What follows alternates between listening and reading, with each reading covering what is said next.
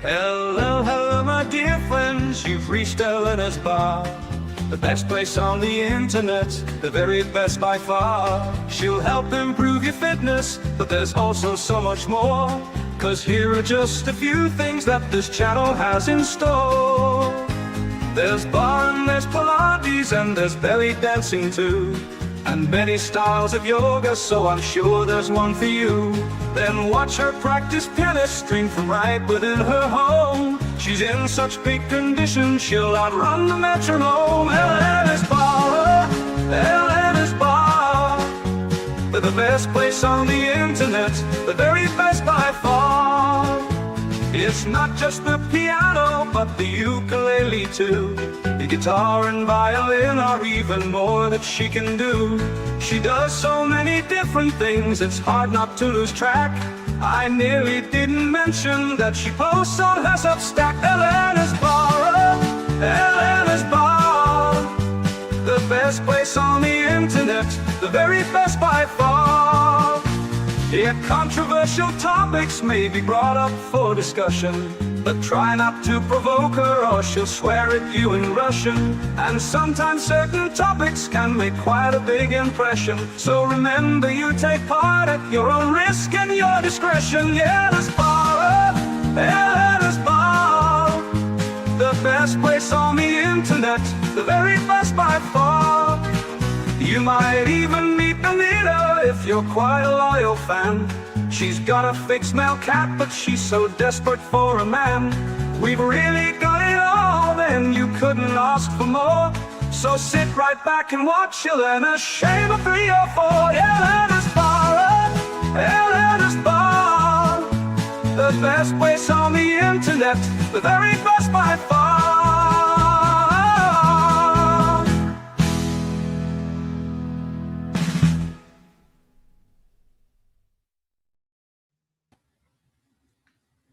Hello, hello, my dear friends. Welcome back to Elena's Bar and the Resurgence of Sanity. How are you doing, guys? Doing good. Doing good? Well, I have to give you a warning. Both of my screens are freaking out while I was running the introduction. It was disappearing, glitching. So if something happens, just heads up to everyone. Just proceed without me, okay? Yeah, you have a problem. Why? Oh, right. I have all of Your in-house tech support is sleeping. Yes, he is. So yeah, guys, I don't know. I hope that it doesn't glitch. This screen is going black and white, and I don't know. Last time I asked my husband to check it, it didn't do anything. Okay, it didn't. He's like, I don't see any problem, and I don't know why it does it with me every single time. So yeah, let's see how it turns out today.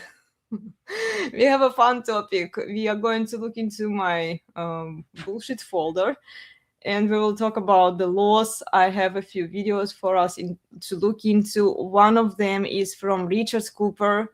I think he's the only guy probably in the Red Pill who did bring up some data. Well, it's not an official data, but it's still data. We shouldn't ignore it. The nasty divorces with stay-at-home moms. So we are going to look into that video. I shared it with you before, and then we will look the fragment of his video. And then there is a lady, and she's also talking about divorces, and she's looking at it from the female standpoint, and she's basically recommending everyone not to get married too. But even if women do, she's more on the women's side, okay, how women can protect themselves. So we will look into both videos to see what they say. And then I have some bullshit videos for us. Okay, so what do you want to start with?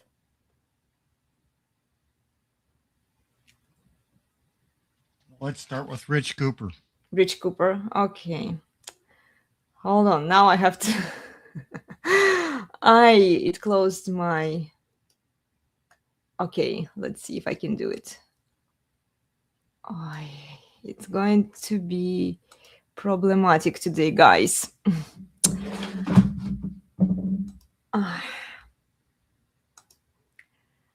I can't. They closed all of my other windows here. Okay, let's see. Here, I found it. Cool.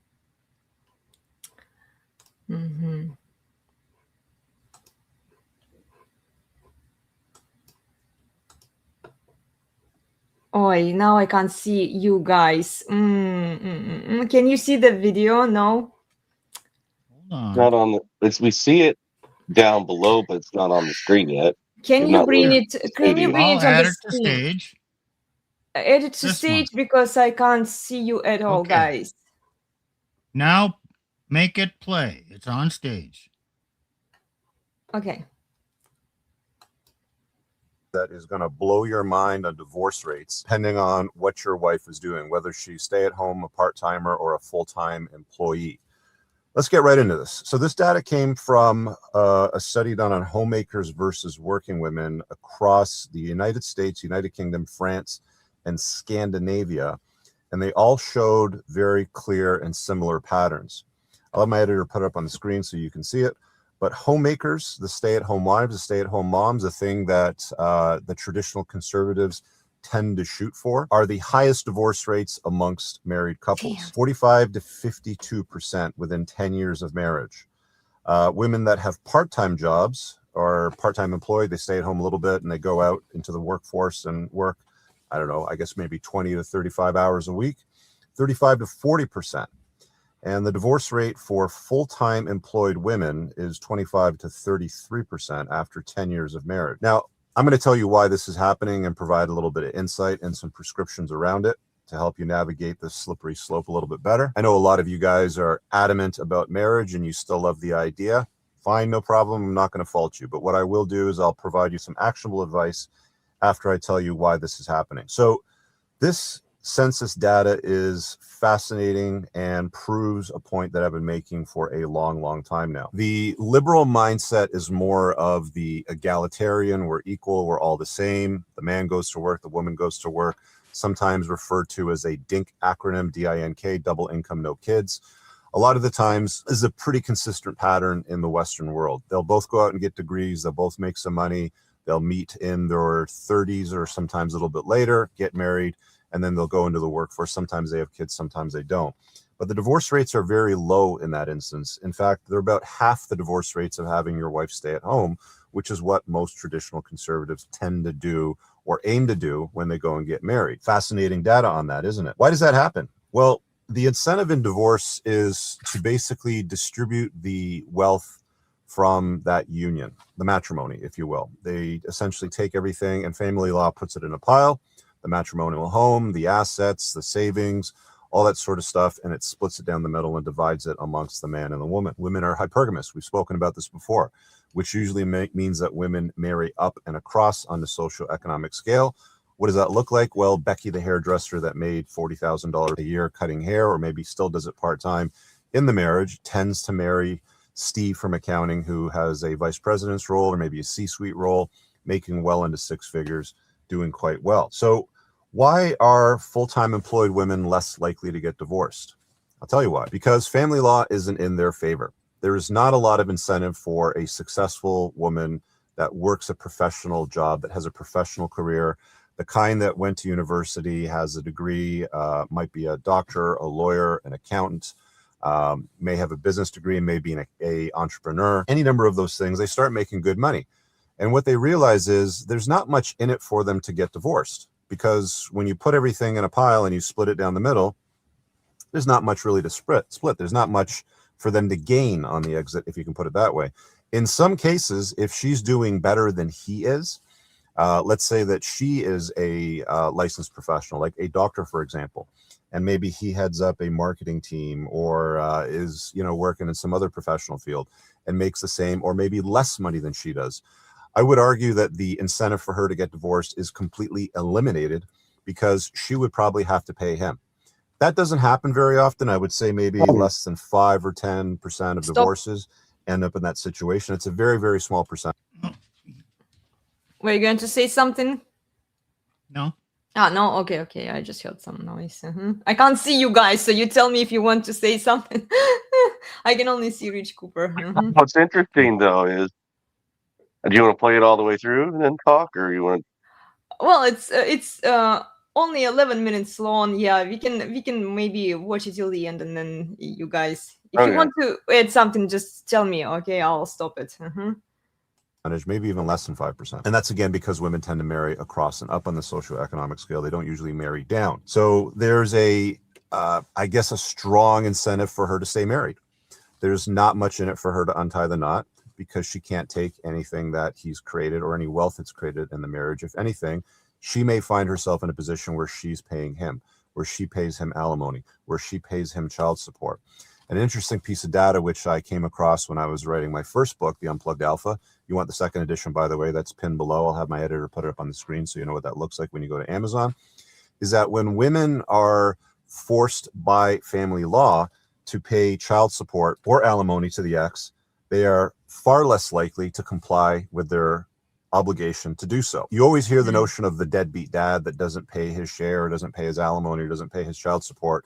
But in situations where women are forced to pay the father or to pay the man, they're way more likely to not pay that guy, to protest, to make up some reason why they won't go through with it. So it seems like the liberal idea, or the egalitarian idea, to marry your equal, quote unquote, seems to be a better strategy if you're going to get married. Marrying down, keeping her at home, keeping her barefoot and pregnant in the kitchen, looking after your house and your children might seem like a great idea, might be what the church implies, maybe what your cultural values would imply, or conservative values, but that's the highest risk category. The divorce rates are almost twice as high when she's a stay-at-home mom, quite simply because the family law system incentivizes her to untie the knot.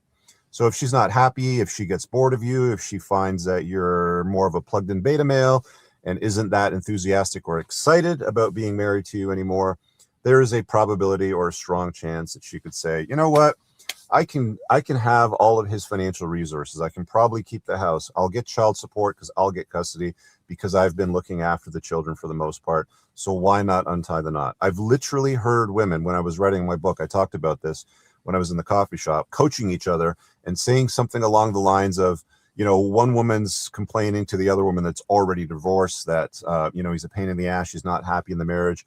And then the coaching or the idea that she gets from the divorced woman is, you know, girl, you can get divorced and still get all of that money and half the house, or even keep the house and still get alimony and child support and keep the children 80% of the time and not have to put up with this dumbass either. And that's not that uncommon. So, you know, guys, when I talk about smart men not getting married anymore, and that's a chapter straight out of the Unplugged Alpha, it's a very real consideration that some of the smartest men that I know make when they contemplate how to deal with women on a long-term basis, whether or not they're going to invite them into their life, at what distance they're going to invite them into their life, how they're going to manage that relationship, and so on and so forth. I think that guys will spend a lot more time researching what's the fuel capacity of the next car, how big is the trunk space, what kind of miles per gallon are they going to get out of the fuel economy stats of the car, than they do vetting the woman that they're going to marry, or structure their life in such a way so that family law doesn't invade or hijack their lifestyle, you know, if I can put it that way, where the government isn't invited into their life to decide what happens to their money. So from a Western perspective, it seems like, based on this data, which, you know, corroborates essentially what I've been speaking about for years, you're better off not keeping her at home, unfortunately. I hate to say it. So there's that reality. You know, when I got married and I got divorced, and this was years ago, I guess I kind of got lucky in a sense because my ex-wife was a lawyer. So she was a licensed professional. She made a lot of money. She did well. And I was an entrepreneur, probably 4 or 5 years into my business at the time. And we made roughly about the same kind of money. And when I ended up getting divorced and untying the knot, there was no division of assets. There was no alimony. There was no child support. So in the Western world, when you get divorced and you're making about the same amount of money, you've got about the same sort of cash flow, you've got about the same amount of assets when you come into the picture, maybe even a prenup at the same time. Although in situations where you're making about the same, it doesn't really matter anyway. The risk is very, very low. You just have to basically fight out shared custody if you have children when you untie the knot, and everything is kind of tickety-boo. I mean, I'll be completely honest with you. I'm divorced, and this is the absolute best time of my life. For a lot of guys, when they untie the knot and they understand the way the world works and they unplug from all these comforting lies, they find their life gets a lot better when they manage things. So as far as prescriptions go, and what I would recommend you guys do if you're living in the West, you need to be very, very careful if you're going to be the, you know, the standard, typical, traditional conservative type of guy that's like, I want to go out, I want to bring home the bacon, she's going to cook it up, she's going to look after the house, raise the children, she'll be the one that's barefoot and pregnant in the kitchen and cooking the meals and look after the home, and I'll take care of making the money. You need to be very, very careful with that arrangement. You need to make absolutely sure, and you have to be absolutely certain that you're inviting the right kind of woman into your life. A lot of the problems that men deal with on a long-term basis can be reduced significantly in the selection phase of the dating or the romance, if I can put it that way. If you know you're one of these conventional guys that want to get married, make sure that you avoid the 21 red flags that I talk about in the Unplugged Alpha, and seek out the 16 green flags and the bright triad traits that I talk about in my newest book, The Top Shelf Man. You don't even need to get the books. You can download both of those chapters absolutely for free by opting into my email list. I'll leave a link pinned to that in both the description of the video and the top comment. Once you opt in, you can download that information and, you know, browse it. But really the best thing that you can do, of course, is go through the books and understand all this material and fully unplug from all these comforting lies that society, culture, religion, media, marketing, and government has been selling to us for years and years and years. Women aren't sugar and spice and all things nice, and just doing the right thing isn't going to get you a loving, compliant, beautiful wife well into perpetuity that's enthusiastically going to want to sleep with you on a routine basis. That's just not the way that it works for most men. In fact, most men find that the process looks very little like that, especially as time goes on. So be very, very careful in who you select would be my first piece of advice. The second piece would be, you don't necessarily need to follow their prescriptions. You don't necessarily need to go and before the government, before your church or whatever, profess your love for this woman and invite her into your life and live in a way that looks like married or get married in front of them. You can, in fact, be with a woman, raise a family, and do this with a significant reduction in risk if you manage the process properly. That's a bit of a longer conversation. I actually have a 3-hour lecture in my School of Unplugging. So if you've enjoyed my books, you've watched my videos, you really like what I'm doing here, the best way that you can support me on a go-forward basis and get my best knowledge and my best data and join a community of like-minded men, check out my School of Unplugging. That's pinned below in the top comment, and you can access the 3-hour vetting guide where I show you exactly what steps to take to minimize this risk dramatically, if at the very least, eliminate most of it, if we're being absolutely honest. Hope you guys have an amazing day, and this data and some of this provided some insight to you. Peace out. Okay. I think there might have been another video that Rich Cooper did. I forgot which one it was, where he did bring up the lawyer, female lawyer, and she was saying that she was surprised to see that the nastiest divorces happen with the stay-at-home moms, basically confirming what he just said. And I think she's one of the few lawyers, especially female lawyers. I need to probably reach out to Richard Cooper and ask him about that video, because I remember that he made that video where he showed that lady, and she was so reluctant to share the data. But thanks to her, like at least we have some. It's not statistically significant. It's not official, but it's some feedback from a lawyer who is dealing with these cases on one-to-one basis, and she kind of summarized, and she didn't expect it, but this was quite shocking to her to see that the nastiest divorces that she has ever dealt with were with the stay-at-home moms. Yeah, you'd think it would be the opposite. That the nastiest ones would be these egalitarian, I know, right? feminist libtards that blah blah blah. They work and they're competing with their husband, and they have all this temptation at work. But actually, you're more at risk, and the nastiest divorces are by your single, not your single mother, your stay-at-home moms. Mm-hmm. Oof. Here's the funny thing. The church people, the Christians, the churches, even the tradition, especially the traditional churches, totally dismiss this. No, it's not true. Why do they say that in spite of the facts? Well, it doesn't match their ideology. Well, One main thing of ideology. If you're Christian, read the Bible. Okay, I've been told this my whole life. Get married. Make your vows before God till death do us part. For richer, for poorer, for better, for worse. Okay. right. Well, now we have a commitment here. Obviously, that lowers the risk. That's the ideology of Christians and the church. It lowers the risk. That's what you should do. The reality is it increases your risk. And the reality is your risk goes up if you have the traditional structure where the man makes the money and the woman stays home and raises your kids. Your risk is not lowered, it's raised. And your vows actually increase the risk in the modern world. That's the key, because it gives more power to the women, to the woman, when you make the vow, because now you're governed by all these laws that you have no idea of. Your risk went up because you are subjugating yourself as a man to all these laws, and you have no idea how nasty the system is. What do you say? Male concubine. That's male concubinage. You think you're the head of the household, but now, with the legal system involved, you might have your stuff before God, but really, it's there to screw you over, to enslave you. Yeah, here Tacticus says, Rich stated a divorce stat of 2 times more for stay-at-home, non-working spouses, stay-at-home moms. I would like to see data source.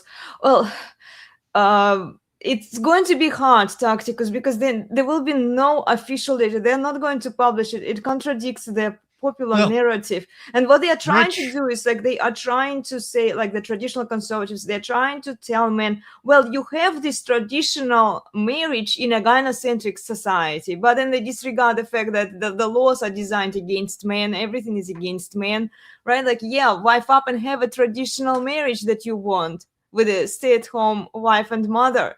I doubt they will even. This is why that video, if I find it, guys, I'll share it. Okay, I will. Hold on. You're spouting bullshit. Why? Because Rich just did. The thing we just watched. Rich cited data from the U.S., from Europe, from Scandinavia, and that was actually somebody studied it. Yeah. So instead of saying they're not going to do it, yes, he found it. It's there. I don't know offhand what it is. It might be cited in that YouTube video, but yes, there is data on this.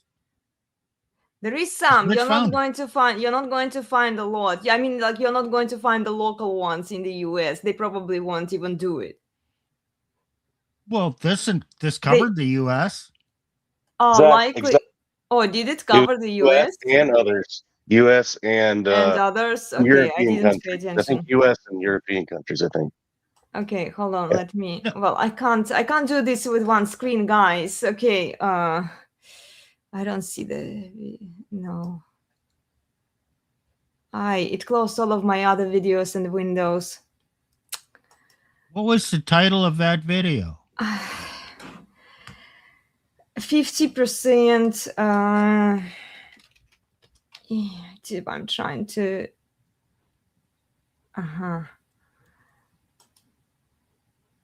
The one that we just watched. Okay.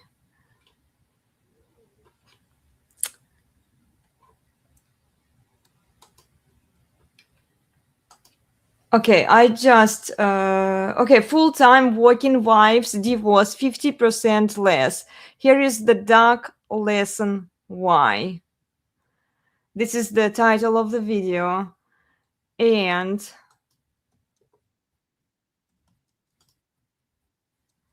I'm going to scroll forward to see exactly what it says. Okay, studies across OECD countries, especially UK, US, France, and Scandinavia show clear patterns. Yes, US is included. Okay, so sources here: US Census Bureau, current population survey, 2023 update, and then Institute for Family Studies. Okay, let me try to bring it up, guys. Okay, so I'll share it again.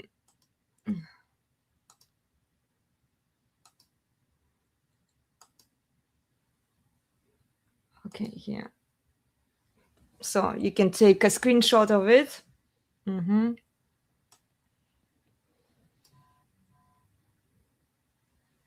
you see it, or shall I I can see it. zoom in? So yeah, US is included.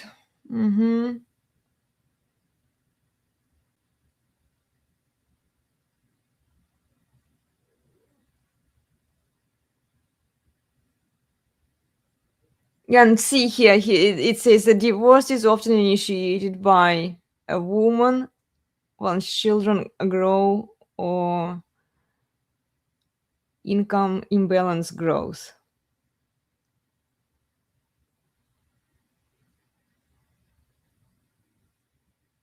And then even this one, women with part-time employment, they are slightly lower, they're still above national average due to mixed financial independence and family pressure.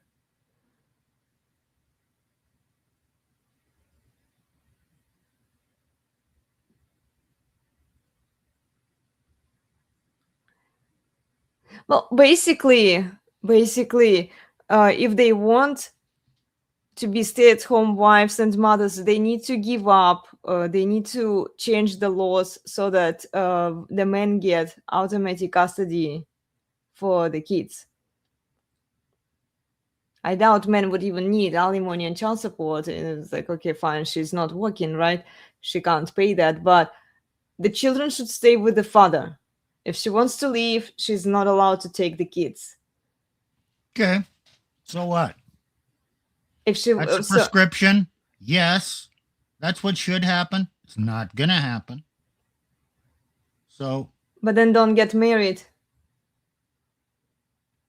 Okay. Well, that's the thing that men are deciding. Yeah, because men are deciding not to get married. If you get married, especially with the stay-at-home wives and mothers, then the risk of the divorce goes up. So yeah. Yep. Well, there are all the studies or sources cited. You can do your own research and Google search those, and you can probably find the data. Yeah, I wonder how many lawyers are going to be honest and share that, yeah, like based on their case studies, what they've been experiencing.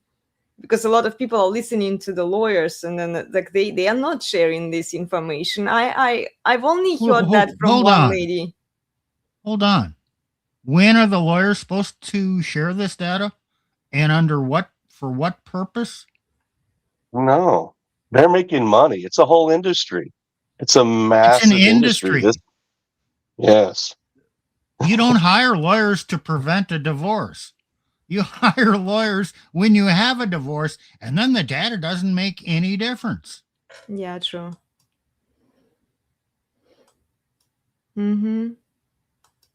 Yeah.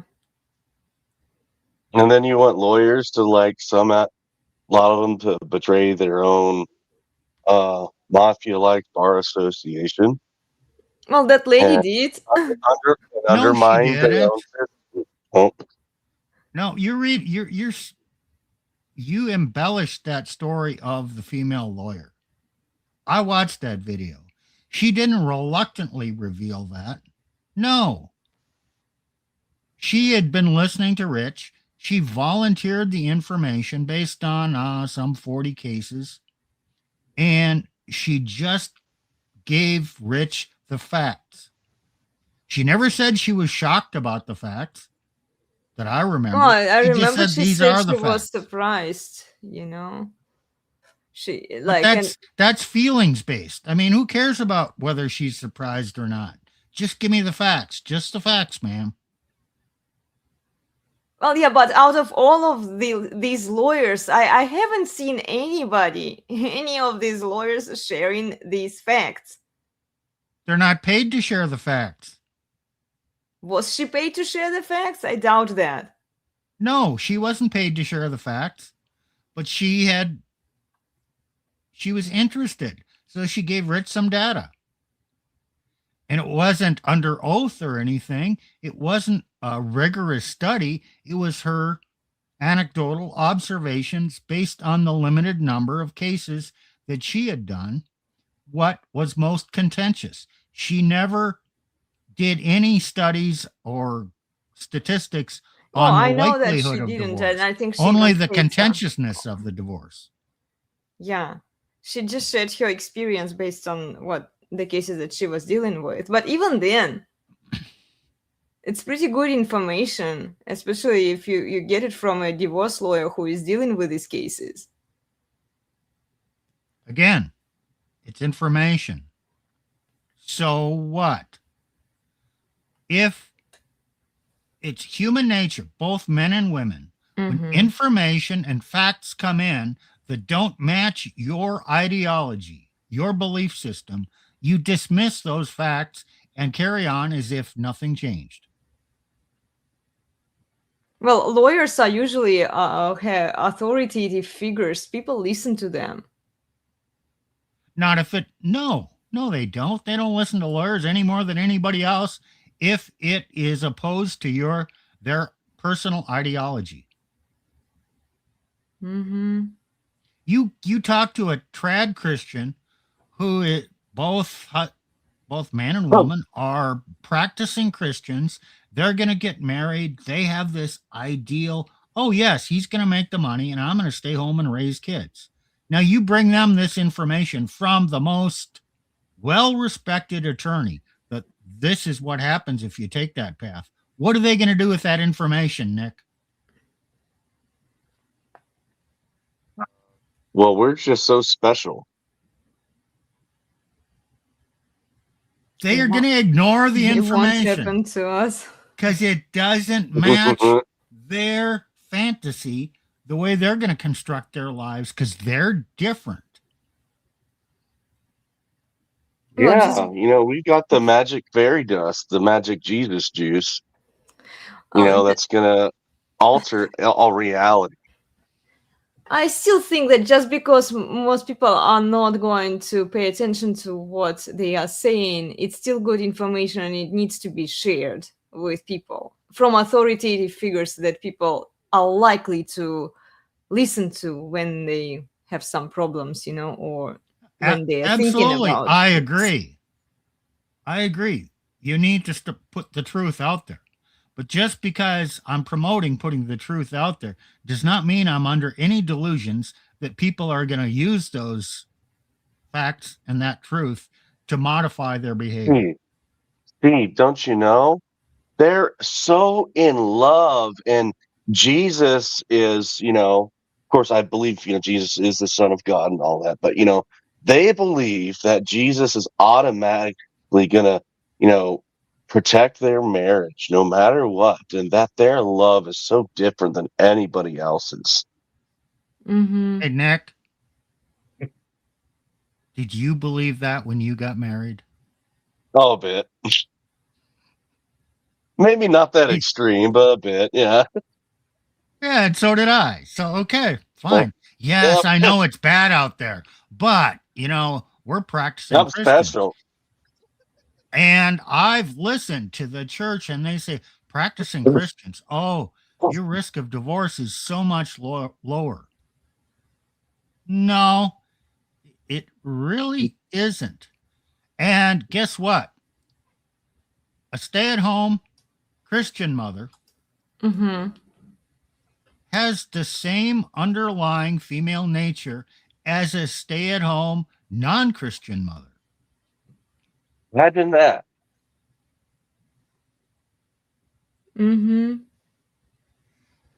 Christianity does not change male nor female nature. Yeah, it doesn't change the laws either.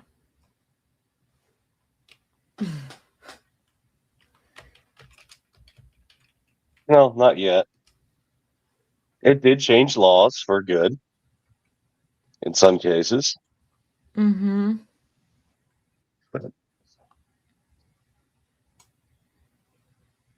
Yeah. Well, let's watch another video by a woman here.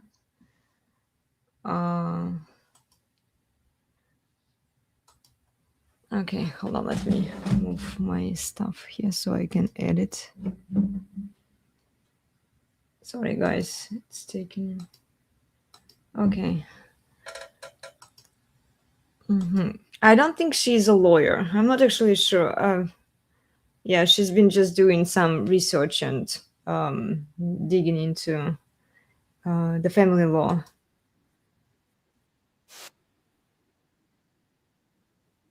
Okay, you want me to bring it up? Oh, sorry, I didn't. Hold on. Okay. I got it. Okay, thank you, Steve. Okay, you can hit play. Video. I'm just putting down the statistics. I think that women get the short end of the stick in a lot of scenarios, and I think that the men get the short end of the stick in a lot of scenarios. So it's neither, I'm not taking a side. So just so you guys know. Number two, during a divorce with stay-at-home moms, women's standard of living after a divorce reduces by 41%, but a man's only by 23%. The statistics have changed because the economy has changed. It used to be that a man would increase his financial standing by 10 to 16%, and a woman's was down by about 25%. But the economy is different, so it's actually vastly worse than it used to be. So keep that in mind, ladies. And this is basically to warn people, if you're a stay-at-home mom or a stay-at-home dad, you need to have your own finances set aside, even if that is just a small percentage of his or her paycheck, or you need to work part-time and make your own money to put into savings, because a lot of people get divorced. A lot of people get divorced. That brings me to number three. 45% of divorces, 45% of marriages end in divorce. Now that is on a decline in the last decade. It used to be up to 53%. Now we're down to 45%, but I think that that is only because a lot less people are getting married in the first place. Let me know what you think on that one. Number four, upon divorce, women obtain full custody 90% of the time. So you need to think about that. If you are leaving a marriage where he is the primary breadwinner, and then you are going to be, there's a 90% chance that you have custody of the child, you can't rely on him you can't rely taking care of you and your child just on child support. And I'm going to get into that in a few minutes. Number five, when a divorce happens, you need a 30% increase in income to maintain your current standard of living. A 30% increase in income. That's if you already have a job, and you don't even have a job. So you need 130%, I guess you could say, because your standard of living is going to be much, much lower when you are not the breadwinner and your breadwinner is gone. Big, big difference. Number six. So remember what I was saying about child support? You can't rely on your ex-husband to provide child support and that be your main source of income. Only 43% of parents receive full child support. Sometimes it's sporadic, sometimes it's not.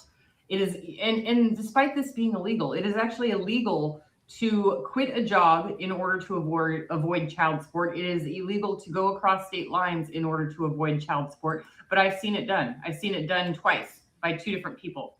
So it doesn't matter. Or they just simply don't make enough, meaning they're below the poverty line of $10,000 or $11,000 per person, and they work under the table in order to avoid that child support. I've seen that happen too. And 85% of child support providers are men. So there you have it. Number seven, stay-at-home moms re-entering the workforce presents a lot of challenges. So if you have been out of the workforce, let's say your child has grown up, you've been out of the workforce since they were first born, so 18, 19, 20 years, you can imagine that your skills are not up to par. They're not what they used to be. And all of these systems that are continually updating and changing, you don't have access to those systems. And the workforce culture could have changed, not just based on your old job, but in general, the culture could change because a whole new generation has been entered into the workforce. And now you have to collaborate with that new Gen A, Gen Alpha, Gen Z, all of the gens. Number 8 is sort of the same as number 7. Stay-at-home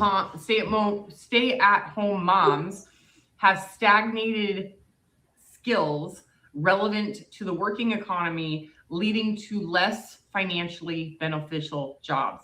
So that means that if you've been out of the workforce for a while and you're going back into the workforce, you're likely going to go into something that pays a lot less. Maybe you're not going into office work, you're going into retail or a call center, which is hell on earth to me because I did both those things. And it is just awful. And you know, maybe you live in a low income state or a low minimum wage state. I believe that Georgia is still in the 5-something range. Like they don't have to pay you the federal minimum wage, which is $7.25. So you might even have to move to a state that has a higher minimum living wage and live in your car just to try and catch up. Number 9. Number 9. 1 in 4 women, that's 25% of women who got divorced wish they never did. An additional half of those, so 25% wish they never got divorced. An additional 50% wish that they would have stayed longer in order to get their finances up to par and then leave when they're more stable than when they were at home. But this is really tough, folks. When you Do you want to say something, Steve? 50% wish they had stayed longer. In marriage? To manipulate him and stash money away and practice dishonesty for longer before they pulled the trigger. Steve with the truth. Mm-hmm. Yeah. Continue. You bring emotional stuff into this, it is really hard to stay with someone that you hate. It really is. But this is, so they wish they never got divorced because of deep financial loss, which leads to poorer health and emotional turmoil and higher isolation. So it's not just the finances, it's the social aspect of it as well. Number 10, 90% of stay-at-home moms getting divorced have nothing saved and rely solely on child support or alimony to make up the majority of their income. Again, I'm sorry if I giggled a little bit there. It's just really awkward for me to think of this because, again, this is why I absolutely refuse to rely on anyone else ever for my finances.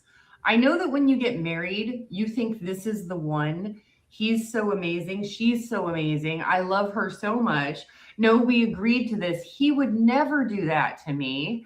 She would never do that to me. And then, 10, 15, 20 years down the line, you absolutely hate each other and you can no longer live with each other and you have nothing. And you have no retirement savings. You have no savings. Basically, and don't forget the culture of it all. So you're a stay-at-home mom. Your job is to spend the money. He brings in the money and he goes to work, and your job is to spend the money on food, clothing, healthcare. It's to balance. What, Nick? Yeah, her job's to spend the money. Mm-hmm. Yeah, that's part of the problem. Yeah, true. That's part of the problem. Also, part of the problem is, hey, maybe you hate each other so much, probably because, one of you got fat and you're not engaging in sexual activity, and one of you might have betrayed the other. Might have cheated. Believe it or not, it's easier for a woman to cheat than for a man. Oh yeah. I believe that. Contrary to everything you've been told. Mm-hmm. You know damn well that's true, because how many young men have problems finding a woman? Okay, we got this thing called the incels. Okay, it is kind of a thing. Involuntary celibacy. The men can't find a woman. Okay, well, married men probably oftentimes can't find a woman to have an affair with. I'm not saying this based on my experience because I never looked for that. But I'm assuming it's still probably true unless he is a powerful, rich man, pays for it in some way or another. He's probably going to find it a challenge to find an affair partner. A woman, on the other hand, would she have much of a problem finding an affair partner? Going out on the town, going to visit a girlfriend, going out, hooking up one night. Would she have a problem doing that? Percentage wise, if she wanted to? I don't think so. No. Look, even the ugly, fat women get laid. I don't know where they find those sims, but like apparently they do. Somebody is guessing them up that they're beautiful and they're worthy and they deserve, you know? Look, some guys, they're just horny and they have a hole and it performs the function. Yeah. I'm not saying it's the right thing to do. I'm just saying some guys are like that. Yeah, that's true. Yeah. They don't care. Right. I'll be right back. Okay, let's keep watching. Nick, can you hear it? Or okay, we'll just keep watching.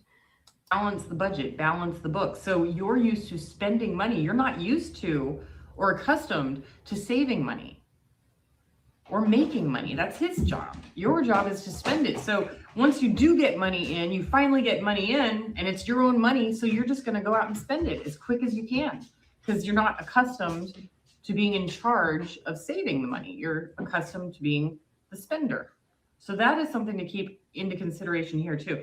Again, this is just statistics. I'm not taking a side, male or female. Me personally, I will never get married. I do not ever want to get married. I will never find the one. People always said, when I was younger, my grandma used to always say, when are you going to have kids? I don't want kids, Grandma. I've never wanted kids. You'll change your mind when you're older. And then, 25, 30, 35 hits. And she's like, she finally stopped asking me when I was about 35. I'm like, I'm not going to have kids. It's never going to happen. Same thing with marriage. You'll change your mind when you find the one. Not going to change my mind. Nope. And I'm at the point in my life now, I'm an older, more wise individual. Not only am I never going to get married, I'm never letting anyone in my house, ever. No one is ever going to move in my house. If they're family, I will do everything I can to help them get into their own space, their own apartment, but they are not coming in my house. I will never live with anyone again. Hell on earth for me. Never again. All right, folks. I hope this video has been helpful. If you are considering, if you are a stay-at-home mom or a stay-at-home wife, and maybe you're not as happy as you used to be, you might want to start saving a few bucks.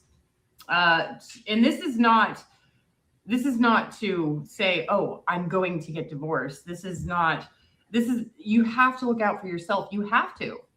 And think of it as when you're approaching your significant other with this, it's not about maybe I'll leave you someday. It's what if something happens to you someday and you're no longer here?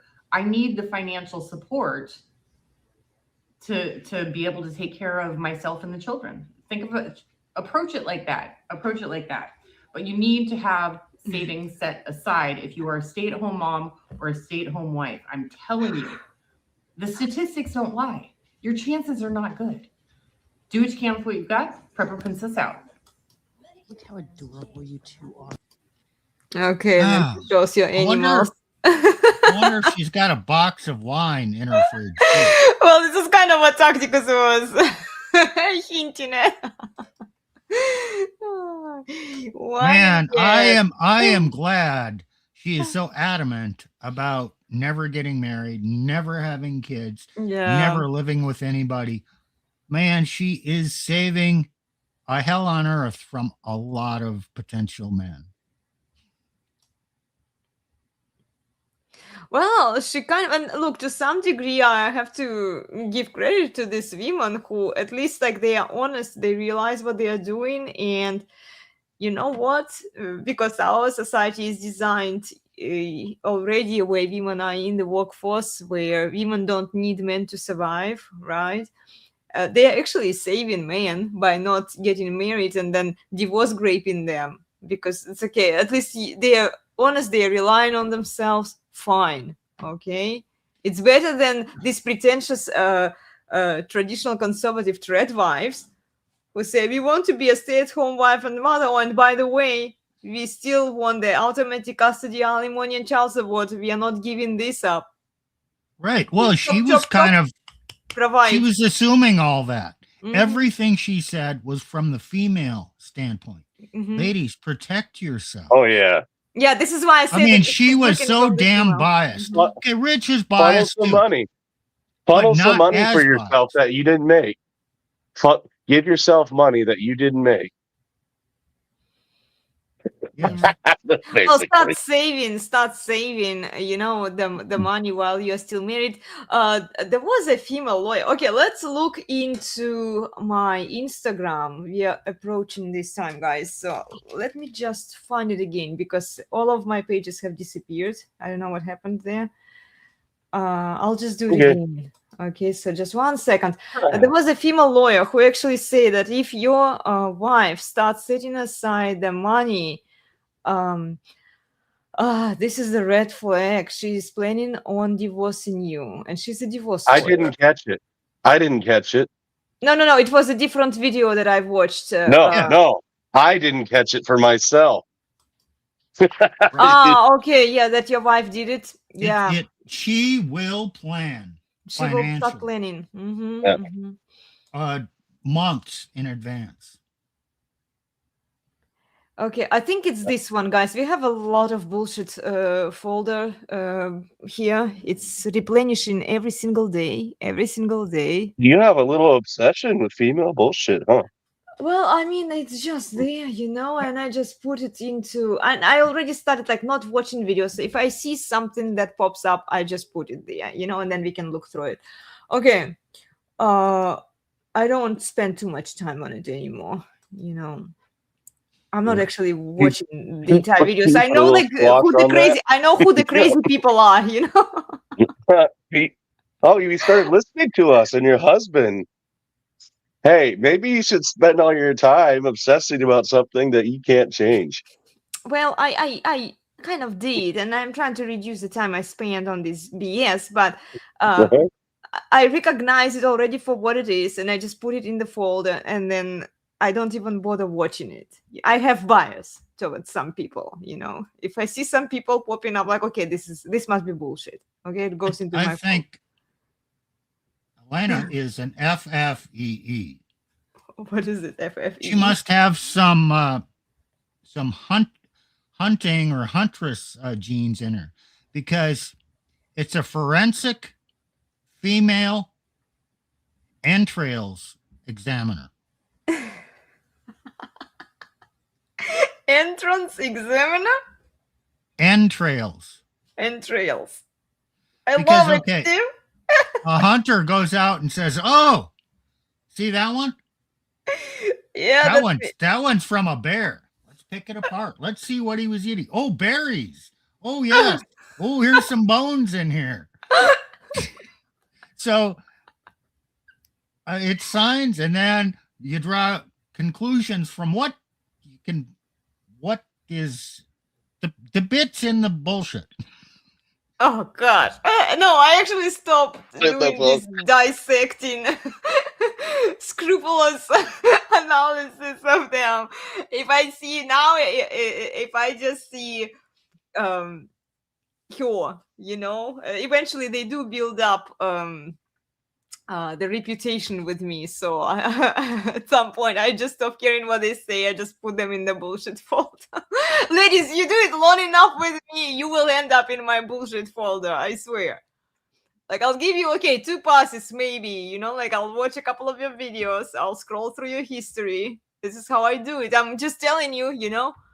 And then if new videos start appearing and the patterns don't change, I just put you automatically into my bullshit folder. This is how you end up in my bullshit folder. There's something else going on here. Elena, since she's female, she has female nature. So if she listens to another woman, even once or twice, she damn well is going to find something to disagree with. True. Yeah. Scat analysis. Yeah. Well, okay, guys, we are having fun here. Let's watch this video by a divorce lawyer. Okay, I'll try to bring you the good ones today. But there are a lot of Baileys. There are, like, I don't know why. Oh, okay, the algorithm is probably. I did call out women who showed their Baileys on Instagram, and now Instagram for some reason decided that I'm obsessed with these Baileys. But anyway, let's watch this video. Watch out if she does this with a bank account. Wait, hold on. What am I doing? Yeah, I need the sound. Bank account, she might be thinking about divorce. So you look at your bank account and there's withdrawals, $1,000, $500, $2,000, $5,000. You ask her, she can't tell you what's going on. The reason is she's planning a divorce. She is stockpiling money so that she can pay her lawyer and pay her bills. When you see this, it's a clear indication that she's filing for divorce, and you got to protect yourself. If your wife does this with the bank account, she might be thinking about divorce. So you look at. Okay, so basically, That out. I found that out the day after she pulled that shit and went to left the state of South Dakota with my kids after she threw me in jail, after she tried to beat me. I was told to go look at my bank accounts. And the shit I found was my inheritance money had been commingled. Wow. Without my approval. And then she took about $40,000 over increments over about 6 months. And the kids' college fund money was also missing as well. Yeah. Well, here is another one. You know what? I sometimes I don't agree with what she says all the time, but when she actually gives some truthful advice, what happens in practice based on some cases, I do appreciate it. So thanks to her, we can at least get some idea there, you know, but we kind of already know what's going on. So let me add it back to stage. Here is another one. Your business partner's divorce can bankrupt you. So gentlemen, watch this one, okay? Your business partner's divorce can bankrupt you unless you do this one thing. Your partner tells you he's getting a divorce. And then what happens is the judge orders that of your partner's half, the wife has 25%. That means that she's a partner. So now your partner owns half of his share and his ex-wife owns the other half of the shares and can tell you what to do. What you must do is you must have a shareholders agreement that says that only your partner can own shares and that your wife can never own shares in the business. Your business partner's divorce can bankrupt you unless you do this one thing. Your partner. Yes, you just said that. That's actually good advice. It is a good advice. Yeah, I appreciate her sharing these kinds of tips with. That was good advice. Yeah, it can happen. So yeah, thank you for sharing this information. Yeah. Well, there are more. Okay, answering the top question. I'm not sure about this one. I haven't watched it. So let's just look into it. Okay, let's see what it's about. Thank you all so much for helping me grow my channel. I'm just a divorce lawyer in Florida. I barely know how to use social media, but you guys have made me feel like family. I want to answer as many questions for you as I possibly can. Tell me in the comments what your questions are. I'll try to answer them, or I'll make videos about the answers to your questions. I will answer the most upvoted of your questions. Oh, Thank you all okay. so much for This helping is me it. grow my Okay. channel. I'm just a Okay, so she's advertising her channel here. Let me close this one up. I thought that it was somebody actually asked her a question about it. Okay, let's watch this divorce lawyer. Is 50-50 fair? Should you split your bills 50-50 with your partner? So 50-50 sounds fair on paper, but for most people, it isn't. Hi, I'm Lena, and I'm a divorce lawyer. I see what happens when financial arrangements don't hold up under real life. And one of the most common issues I see is couples assuming that equal automatically means fair. It doesn't. Number one, equal only works when circumstances are equal. So a 50-50 split assumes both people have similar incomes, similar expenses, and similar financial flexibility. If one person earns significantly more, the same dollar amount does not carry the same weight. Paying $2,000 a month in shared expenses feels very different at a $60,000 salary than it does at a $150,000 salary. Equal numbers don't always create equal impact. Number two, fake splits ignore how real life can change. Income is not static. People change jobs, they go back to school, they take time off, or shift careers. One partner may step back to handle caregiving or support the household in non-financial ways. A rigid 50-50 structure doesn't adapt well to those changes. What felt fair at the beginning can become a source of pressure later if it isn't revisited. Number three, lifestyle decisions affect what 50-50 actually means. If both Lifestyle decisions mean women want partners more agree to a bullshit. modest lifestyle, Hold on, Nick. It also cuts the video out, so I can't hear it very There. well. Mm-hmm. Women want more shit. Yeah, So true. pay me more. No. 50-50, your expenses are less than mine. So I need more of his income to pay for my stupid bullshit. Yeah. Right. And she's advocating that.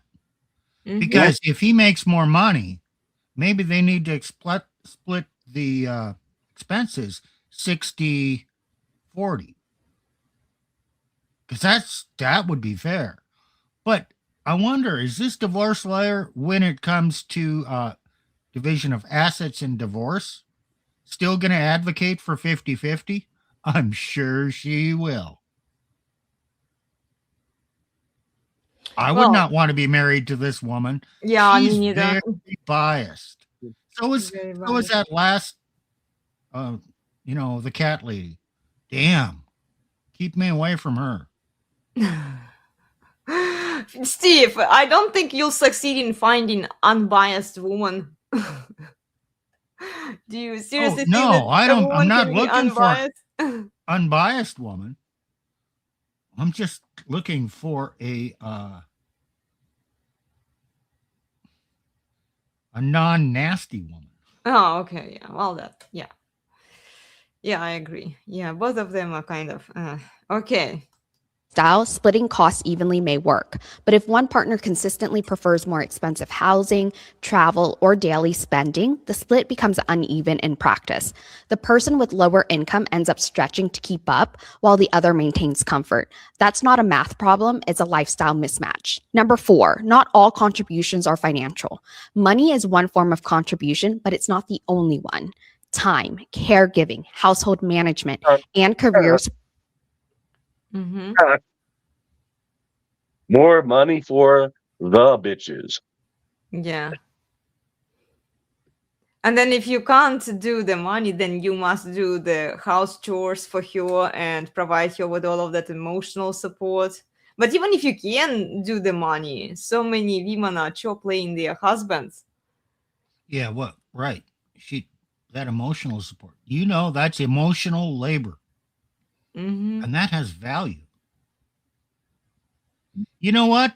Every non-monetary contribution she mentioned was the stuff that women talk about. Did she mention the non-financial contribution of the man being the protector? Or it's not. Because to women, we are just merely finance tickets. Oh, did she even mention? Okay, she's like 50-50, right? It's not a good split, but then did she even mention that doing a blowjob for your husband once in a while, you know? Like, I mean, it's just so tilted towards women. Support all have real value. A strict 50-50 financial split can overlook those contributions entirely. In strong partnerships, fairness accounts for the full picture and not just what shows up in a bank account. Fairness isn't about splitting everything down the middle. It's about creating a system both people can sustain without resentment. If the structure only works for one person, it isn't fair, no matter how clean the math looks. So and then they cover it with the fairness. And I received About some comments. justice. Yeah. I want justice. I don't want fairness. Yeah, they wanted fair. But fair is usually like man is doing, I think Joker from Better Bachelor did a video a while ago. So man is doing 75%. He's doing his duties, he's fulfilling 25% of her duties, and maybe he will get some something from her, maybe. But it's usually yeah, he has to fulfill his duties, her duties, and then she will choose whether to do it or not. Okay, well, let's look into some. Okay, let's look into her. She's Isabella Brown. A few things I've learned this first year as mom. Okay, let's watch your wisdom that she shares here. All right. These are 4 non-sexual things that men do that turn. Oh, sorry, guys. Okay, it's here. Wrong button. Okay, here. I'm not the same person I was before I had my daughter, and that's okay. I love my life as mom infinitely more. Okay, I'm glad for her. Birth isn't always scary. Sometimes it's truly dreamy. I wish I could relive this day over and over again. This kind of like romanticized childbearing process. Okay. Thanks to all of the technologies that we have right now. Okay, if you think you love your husband now, wait until you see him hold your baby. This is totally like pro-family, pro-babies propaganda. Idolizing women, idolizing babies, elevating yourself over your husband. Okay, diaper bags are overrated. Who has time for so many pockets? Let's see another one. Motherhood is infinitely more fun when you share it with other moms every day. Are they getting the work done around the house? Well, no, they are having fun. No. Look at that. They are doing No. This is No, what they're I'm doing saying. chatty chat. Chatty chat and talking crap about their husbands eventually. Eventually, yeah, this is Gossip what it group. boils down to. Yeah. Gossip And group they and are Twitter group. posting, they are too busy posting these cute little pictures of their Mhm. babies on social media. Ladies, this kind of behavior, I keep telling you, it's very disrespectful towards your man. I know your man may not view it that way if he has the egalitarian mindset, but it is very disrespectful. Instead of fulfilling your wifey duties, instead of doing your house chores that you are supposed to do, what are you doing here? Okay, then the most beautiful I ever felt was when I was pregnant. And honestly, I miss that feeling sometimes, especially immediately postpartum. Okay. Hey, Elena, you've got to recognize it takes a lot of time to stage the picture. Of course it does. Figure out how you're going to stand in the picture. Uh-huh. Take multiple shots, then adjust the lighting just so you get that perfect image. Okay, now you got the image. But now you have to come up with flowery words to put on there. Mm-hmm. And you have to more find the time. right font, you know, an italics font, something that conveys the emotion and the feelings behind it, and then put all this together. And now you got to come up with about 12 pictures to put together and do a slideshow to show how wonderful your life is. That's a whole lot of work. I mean, this stuff doesn't come together in just, 15 minutes or even an hour or two. You're going to probably have to work for 2-3 days on this. Oh yeah, totally. And this is what they do. Like I said, ladies, instead of fulfilling your wifey duties, you are propagandizing your narratives and posting your cute pictures and videos, exploiting your kids, exploiting your husbands on social media. Yep.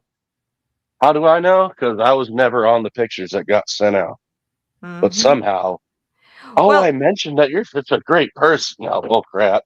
Meanwhile, you're plotting. Oh, he's such a bad man. He kissed you with the mustache. Oh, that's blah, blah, blah abuse. And oh, he might have rolled over in his sleep and spooned her. Oh, no, that's done once in advance. Oh, no, you got to leave him. yeah, it's so Meanwhile, I'm not getting fed. mhm. I'm still the one cooking. I'm just putting some freaking French fries and chicken nuggets in the oven. Mhm. House is dirty, looks like crap. Well, it's all performative for them. It's live action role playing. This is what the attention seeking whores do, essentially. This is what attention seeking whores do? No, this is what women do. What women do. Well, I mean, true. I give credit to some women who actually don't show their families and kids on social media. They are just fulfilling their wifey duties. Okay. There There might be are a all few. kinds of women who are not on social media who are behaving exactly Exactly the like same that. as these Yeah, women. true. There are a few good women out there who manage to practice some self-discipline and who are not boss bitches at home. There are a few, Very few. but it's not the default nature of women to do that. No, of course not. No. Yeah. Well, let's watch here. Grief sucks. Babies always.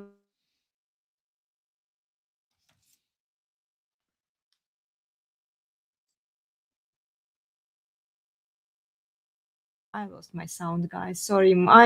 I need technical support. I need my husband to check what's going on with my computers here. Okay. So here, Charlie Kirk.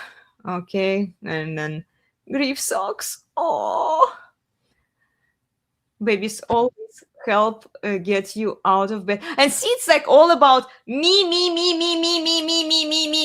What do I get from marriage? What do I get from being a mom? What does a kid provide for me? It's child abuse. It's exploitation. This kind of selfish, toxic attitude towards kids. Kids help me to stay more disciplined. Kids do this for me. Kids give me this They are props. that I They're want. props. They are props. They're props for her clout. Yeah. Same with single mommy. Same with the single mommies going with the divorce courts. Mm-hmm. Child custody and child support. No, they just use those kids as props. It's terrible. It is terrible. It is terrible. It's so disgusting. I keep calling it out.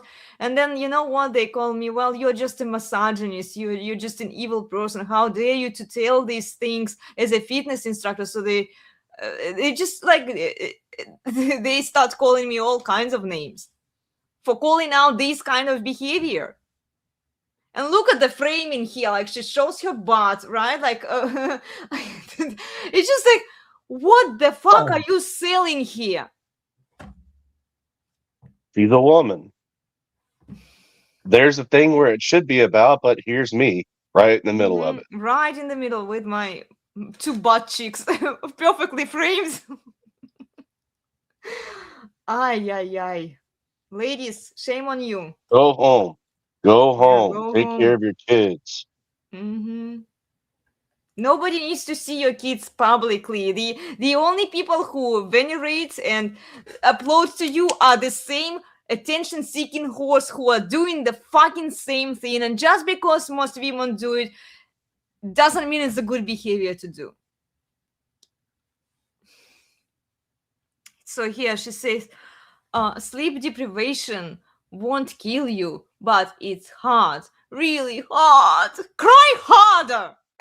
Jesus. Okay, just take it one day at a time and ask your husband for help. I'm sure. Nick, can you show me that picture you put together of you as a young seminarian, going full-time to seminary, working 2 part-time jobs, married, kids at home, talking about your sleep deprivation and how hard it was? No, I just did it. Wait, you mean you lived with sleep deprivation for a while too? Yeah. Oh man. It's not only a hardship that women have to deal with, it's not a special burden on women. No. I know, right? But somehow only women get this veneration for the efforts. And look, some feminists, and this is where a lot of chicks, and I think Lauren did call out one of those, who were basically spin all the bullshit, repackaging it, and just selling it for men, whatever. Women here, well, men, you deserve, you are so great, men, you are kings, you are awesome. And then they try to praise and then give men the same kind of credit that women can't live without. And I'm like, what kinds of men do you think this bullshit is going to work on? And like there will be men, of course, who will fall for this bait, and it's a bait, guys. This is the love bombing technique 101.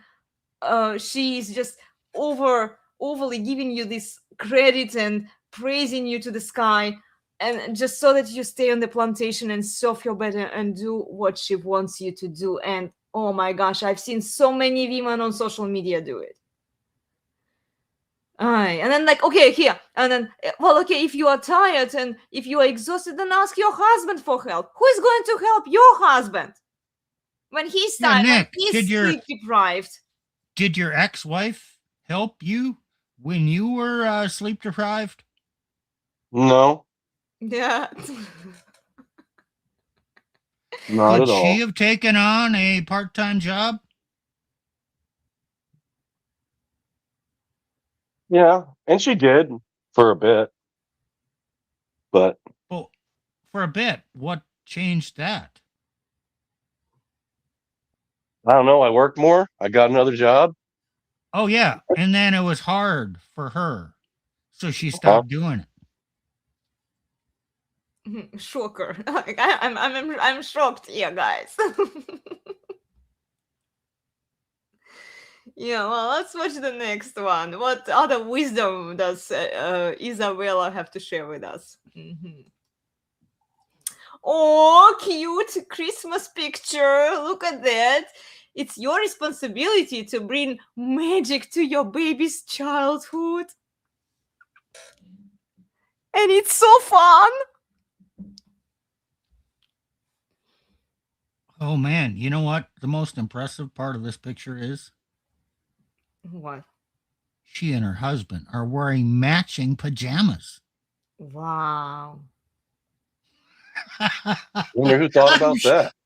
Oh man, every man wants to get matching pajamas with his wife. I know, right? So exciting. Oh, What a cuck. Oh, honey, I'm going to buy matching pajamas for us so we can take a Christmas picture. How about no? No. I don't have a matching pajama with my husband. I know what his response would be. Not even for our home pictures, okay? Like, okay, guys, if you want to take No. some cute family No. pictures, take them, put them into a family album. They used to have these old-fashioned albums where you would like just list page at a page, and then you can create, Mhm. do some cute stuff with it. I actually have a couple of albums. I gave up on them because now it's like the pictures are on my phone, but I did print them out. I did some design. And I did the wedding album for us, and then if I want to watch them, I can watch those pictures with my husband. I don't need to put them publicly out there for the whole world to see. This is just attention seeking behavior. Like, nobody needs to see your family pictures. Nobody needs to see your kids. Nobody needs to see your pregnant bellies, the C-section, all of this experience that you are going through. Nobody needs to see it, ladies. Keep it to yourselves and to your family. You have some sexy pictures of yourself? Well, guess what? Share them. You can put them on the wall in your room or in your husband's room somewhere where nobody sees it. Your husband can see it. You can see it, but nobody else needs to see it.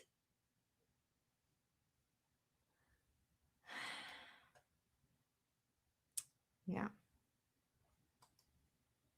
Well, and here is another one. Social media is not real life. It doesn't appear that way to me. I mean, to a lot of these women, social media is their reality, the bubble that they create for themselves, and they believe it. She says, she even says that my house is always a disaster. I get overstimulated every single day. I bet with all of the content that you are doing and putting out there, it takes a lot of work. And often I really need a shower. Well, if you spend less time on social media putting all of this crap, then you would probably have more time to shower yourself. Don't compare your life to influencers. It's not real.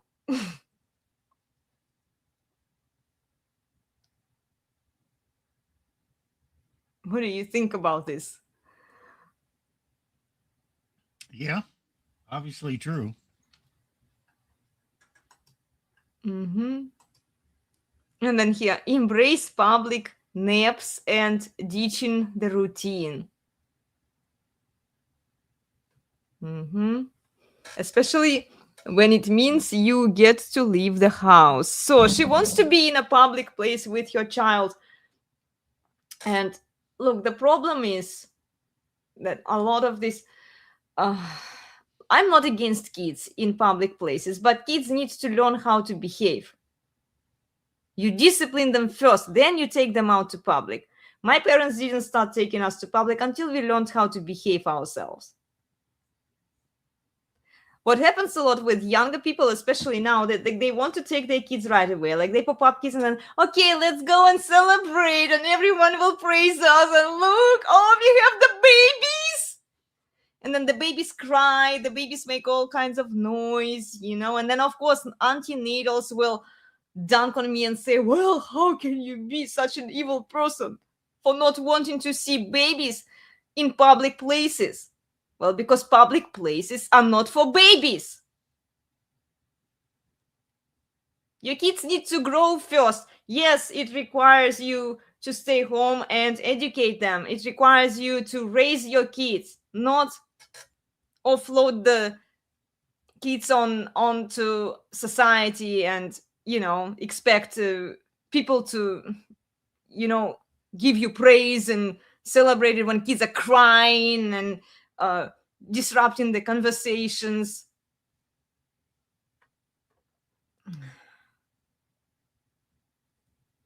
Stay at home.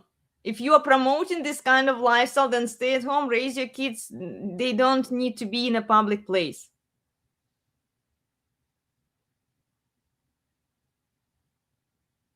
When they can't take him to church, Elena? What, when they grow, when they when No? they... How are they going to get baptized? Yeah. Jesus. No, you can take them to church. They can create a fuss during the mass, during the service. One of you, father or mother, then just take them out, or you go in the crying room. Hey, it's a place for families, for everybody. Don't expect a perfectly quiet church service. Children are part of it. Well, it's fine. It's just like, okay, I've seen, and we used to go to church quite often. I've seen a lot of kids in church. And you know how parents Right. handled it? Like there would be like some crying kids. They would say, no, don't do it. You know, and then or you get out if they are really Right.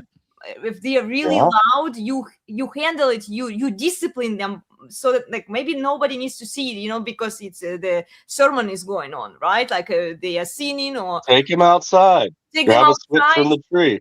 Exactly. Yeah, I remember one time I was acting up in church. My dad took me outside. I got a couple smacks on the rear end. Worked, right? Okay, we're going back in now. Behave yourself. Yeah, this is Okay. kind of what I remember well. And before, I was like 7 or 6 or 7. Yeah, we could withhold the entire sermon, 5-hour long sermon. My grandma was very religious. She would take us at 5 in the morning. It would start. It would finish somewhere like at lunchtime, and then we would go home. We would be very tired, and yeah, we would have to walk in the snow because it was a village. And you know, it's like fine, we knew how to behave ourselves. And she was telling us like, no, you don't do these things. There were certain restrictions, there were certain rules. You were supposed to be quiet there. I can't imagine like mothers like her imposing any discipline and any restraint on their kids, especially with a father who tolerates all of this with her husband, who can't say no to her, obviously, because he's wearing the matching pajama with her. Do you think they will restrain their kids? No. No, in a public place now, if you raise your hand on your child, or if you raise your voice on your child, some special services will be called upon you, and then your kids will be taken away from you when you're trying to do your job and say like, okay, you can't do this. This is not Some appropriate Karen, behavior. some Karen will report you. Of course, she will. Yeah.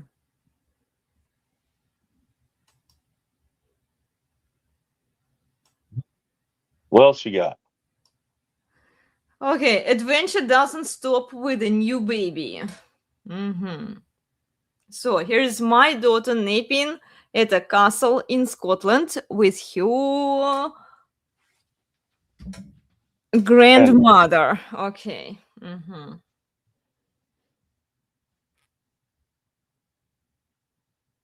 Well, they want the lifestyle, so they get the baby, and now they have to show the baby to the world, so they get more veneration from everyone, and then they have to post these cute pictures to show them like, see, I can have a cake and eat it too. I can walk, I can travel, I can do all sorts of things. If you were a good mother, you would sacrifice all of these things so that your kids would be raised well disciplined. Just saying. My parents didn't go out anywhere when we were still little. My mom was staying at home raising us.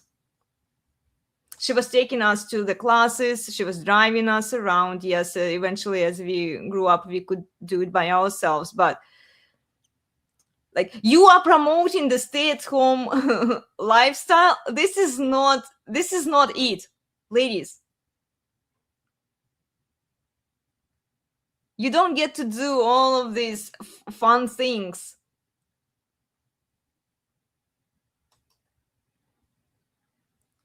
Kids Yeah. are a lot of work. They are a lot of work. You basically sacrifice all of your interests for the kids. Your life evolves around your kids, not other way around. Like see, now she wants to travel, she wants to go out, she wants to work. The kid is her prop that she is using to take with. So the kid elevates her life because she gets all of this admiration and saying like, oh, you are such a phenomenal woman, you do everything, good for you, you have a cake and eat it too.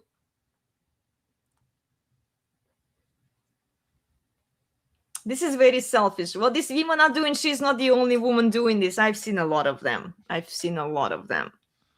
She is just a good example that recently popped up and ended up in my bullshit folder.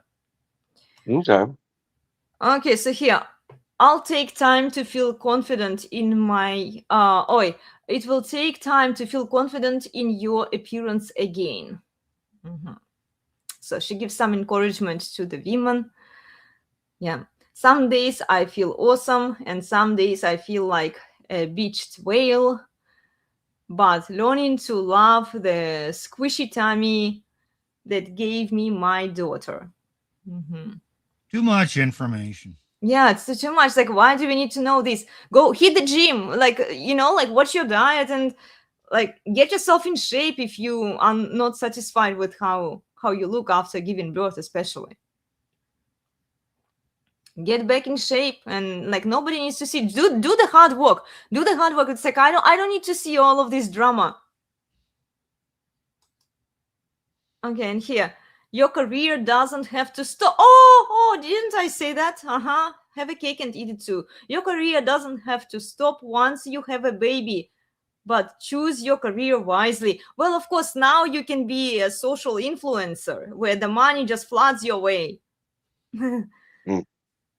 You can stay at home, take cute pictures, do all of these things that you want to do, share the fancy lifestyle that you have, right? Use your kids, use your husband as a prop to your career.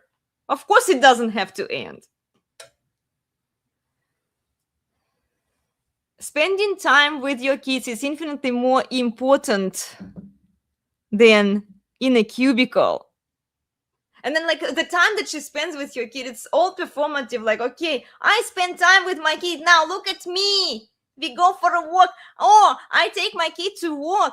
Oh, look, we are grieving together. It's just so performative.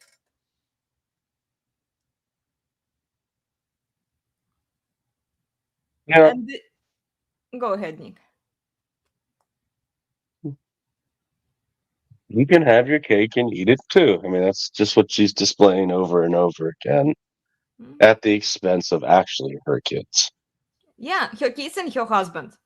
Nobody talks about this. How do they get all of this public veneration? Well, somebody has to suffer, and it's not her. She's too selfish. No, she will exploit her kids. She will exploit her husband to do that. And if your husband is a weak man, he will say, yes, dear, I'll just wear the matching pajama that you buy for me. Okay. Only weak, effeminate men allow their women to behave like that. I see my mom in a whole new way as a mom myself, and I need her more than ever. How sweet. Well, it's again veneration of the mothers, Yeah, let's idolize the mothers and children. All it does, it temporarily raises the birth rates from the attention-seeking women who want this public veneration, who want this adoration from random strangers on the internet at the expense of their kids, at the expense of their family. I keep saying over and over again, ladies, internet is not a safe place. And sometimes I do call them out, but then instead of like listening and adjusting their behavior and thinking about the future well-being of their kids, they double down. Guys, they double down. Oh, you mean they act like women? Well, yes. Yeah. Why am I so surprised, right? I mean, what else do I expect? I guess it's too much to ask from women to just like think about the They consequences. have to be restrained. They have to be restrained. Yes, I agree with you 100%. Yeah. Okay, here, And going she's to got a church. cuck. She has a beta cuck who wears matching pajamas for a husband. She is Mhm. not being restrained. Oh, no, definitely not. Not with this kind of behavior. My dad, I told you guys, my dad had an opportunity to put us everywhere he could, and he didn't. And he told my mom, no, you're not doing it to my kids. That's frame. That's frame. Like saying no to your wife, no to her bullshit, no to her attempts to get more likes and veneration. She doesn't need it. If she doesn't have any objective skill to share with people, and her only skill is her me, look at my tits, look at my vagina, I'm so proud of my body, I exercise, right? I'm an attractive woman. I can share my sexuality, I can share my kids, I can share my family. These are not skills. These are not objective skills, ladies. Share something of value that other people can benefit from. Nobody benefits from what she is posting here. Going to church will become an active sport for a while. But it's so important. Your baby is there with you, even if you are outside for most of Mass.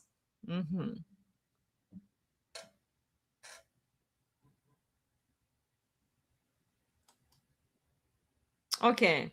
There's literally no such thing as too many vibes. Fine. Okay, whatever. Oh, ho, ho, ho, ho, ho. What, Steve? That was supposed to be so humorous that every woman out there can now be laughing her ass off. Oh, yes, I know. Oh, Just bullshit. stupid. I mean, I didn't laugh at it. I didn't. It's like, I don't know. Tell me when to laugh, guys. If you're doing some comedy, this is where I find most of comedy that is being done today. It's like I find it not funny. Tell me when to laugh. Okay, well, you're not going to get this one for two reasons. Okay. You didn't grow up in our culture. Okay. You're still Russian enculturated. Yeah. And you don't have kids. So you don't know what a mess they make and how you just need to have wipes and Well, I understood that, like I can connect that, yeah, kids are messy, so you will need a lot of wipes. But what's so funny about it? It's funny because she's just stating the obvious. And it's like, oh, I know. Isn't it just amazing? Okay. Amazing. Okay, fine. Yeah. Well, it's probably the fact that it's the obvious fact that she states. I'll give her credit here. Okay. Yeah, I agree, Isabella. Kids need a lot of wipes. Okay.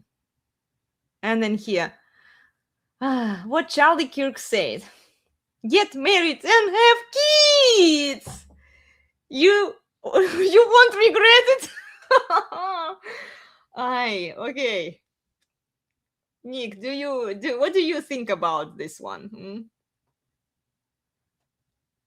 It's easy for women to get on board with this. And most traditional minded men will probably agree. Generally speaking, throughout history, it's generally a good idea to get married and have kids. But are you really getting married legally? And are they really your kids if she decides to leave your ass? Well, and you'll find out a hard truth. And do you have any legal authority over your kids too? Because Nope. in order for you to raise your kids, like, you have to be present there. You have to have. This is what I keep saying, and it frustrates a lot of women in particular who are pro-fairness, pro-egalitarian. Look, if you want healthy, stable kids, they need to be raised by their fathers. I remember Rachel Wilson once asked, "What do kids need?" This is what kids need. They need to be raised by fathers. Do they in our gynocentric society? No, because the laws are designed against the fathers. Fathers can't raise their kids. Fathers can't impose any discipline. They can't impose any discipline on their wives. As a result, they can't impose any discipline on their kids. The hierarchy is completely inverted. What's the purpose of the Oh. system? To enslave men.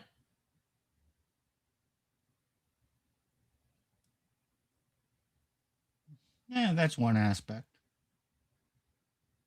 The purpose is to remove fathers from positions of authority so the state and women can raise kids. That's what it does. The purpose of a system is whatever it does. That's why you keep advocating changing the laws. You Yes. can't do that. You cannot do that because that goes against the purpose of the system. The Yeah. purpose of the system is what it is currently doing. Therefore, you cannot change the laws. I propose marriage strike. I agree 100% with Professor Baskerville. Marriage strike works, dry up the system so it runs out of money. So that women then beg for patriarchy, and then women will be the ones who will. No, women won't beg. Women will not be the ones that change it. Somebody will have to enforce power. Well, after women become so desperate that then they No, they won't no, they can't. quit. Yeah. They're chaos. Well, women will beg for a solution for themselves. Yeah. Each woman will individually beg to escape the consequences. Yeah, true. But women in mass or as a whole will not have any ability to change society for the better. I think that's what Nick is saying. They will never strip themselves of power. Never. Yeah, never. It has to be imposed. Power has to come down upon them. Well, Nick, is this a good thing? Yes. Absolutely. You enact righteous laws with power is good. Will this imposing order upon women, is it actually good for women? Always has been. I agree. I agree.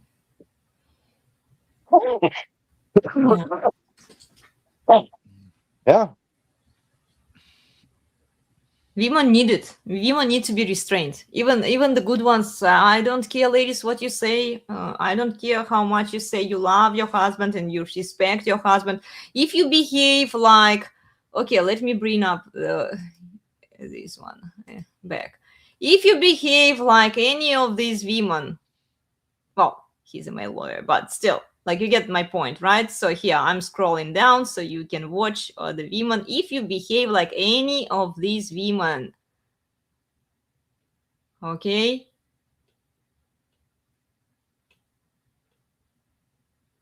you need to be restrained. So guys, here is another one. Let's watch this.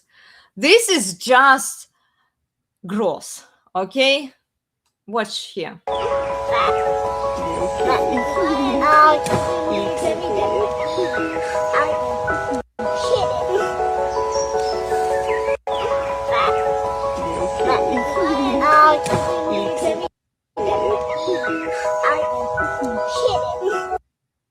So the child is asking for milk, and then there is nothing wrong in breastfeeding your child, okay?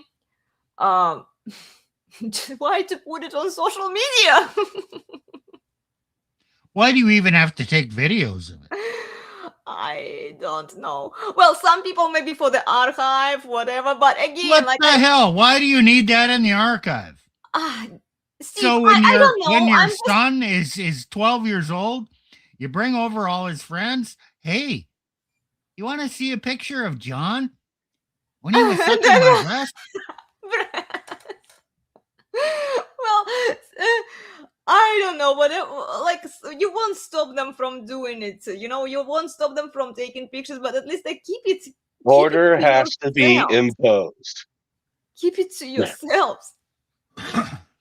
Women cannot police themselves, really. Yeah. They really can't. Mm-hmm. Here is another one. Pregnant woman exercises. Strong women scare weak men, What? but she won't hide herself again. She's got a fire in her soul, Oh my God. in full control. Strong women rise. Oh my gosh. Strong They women think will that's safe? force from deep within. And if a power shakes your throne, then boy, she's better off alone. That's disgusting. It is disgusting. It is Turned disgusting, every guys. no into a next. That is atrocious and disgusting. That is not safe It's not for the safe. The baby, exercises and she's it's yeah. disgusting. Secondly, Yeah, it is disgusting. I agree. that is not safe for the child. It's not the types of exercises she was doing. I was like, oh my gosh, I would never teach. And I used to work with some pregnant women. I was like, what? Okay. Yeah. Too much pressure on the abdominals. And yeah. Hey, let's put something out on the internet of me being my belly hanging out, Mhm. exercise, being very visibly pregnant, Yeah. and potentially harming my child. Yeah. You fucking idiot. Idiot. Yeah, I agree 100%. I agree 100%. Okay, here is a lady. Oh gosh, I don't know which one to show you guys. Okay, let me just show my folder, and then you can select the ones that you want to see. I mean, I know you don't want to see any of them, but like. Yes. How soon is the torture going to end? Oh, okay. Sorry, guys. Well, okay, we're almost done here. Almost done. I just want to bring like 1 or 2 videos of this. So this I mean, is one, with the implants. Okay, so basically, get surgery to save my life. This is just so crazy. I mean, they do it to themselves, guys. Let's watch this lady. She is after C-section with the baby. we saw that one, I thought, last week. As my C-section is cooked, that it's way too high and that the scar is botched. Honestly, it sits well above my bikini line, so maybe it is, but I wasn't exactly watching and had an eye on the doctor to tell them. Anyway, the overhang, I feel like it's worse because I've like lost a bit of weight. That side it's really good on. That's the side it was stitched on. So I felt like it got better for a bit and then it's like gone a bit worse. A lot of Hell, anyway, guys, I don't want people to watch still it till the asking end. what about my stretch marks. I think they just fade. Hopefully this helps someone. I had a C-section. What? Who did it help? I mean, okay, I did leave here a couple of comments on another video. The sisterhood started attacking me, guys. Women will do anything to protect their rights to go semi-naked, to behave like whores on social media. They will say anything, they will do anything just so that you shut up, you go away. And I received some nasty comments from them. I shared them in my Instagram stories, and also I did share some of them on my Twitter. And this is the kinds of email, like this is what propaganda does. You tell them, stay at home, be a wife and a mother. Here you go. You give them the permission to go wild and public because they are not being restrained by their husbands. They say this shit. They do these things to their kids, and of course, like, oh, look at me, like, what's wrong to show my C-section here? How about you keep it to yourself? Keep your labor experience to yourself. Nobody needs to see you giving childbirth publicly. No wonder you get so much pushback, Elena. Don't you know that a woman is supposed to make other women feel good about being a whore? And here, you just want to shame the whores and call out the whore behavior. How about you just change your tune and make them feel better about being a whore? How about them shutting up and listening to their husbands, if their husbands have even any say in that relationship? Remove all of your pictures and videos that you've posted of your husband, humiliating him publicly, disrespecting him. How about you removing all of the pictures and videos that you did with your kids for your kids' safety? No, fuck you, bitch. I'm going to call you out for this kind of behavior because this is inappropriate behavior for married women. And I don't care how your husband loves and appreciates and worships you. He's a simp. He can't say no to you. This is why you disrespect him. This is why I won't be surprised to see you in a few years divorce raping him and take him to the cleaners, abducting his kids. What we are talking about here. Because you behave like an attention-seeking whore and nobody restrains you. At least I have the guts to tell it into your face.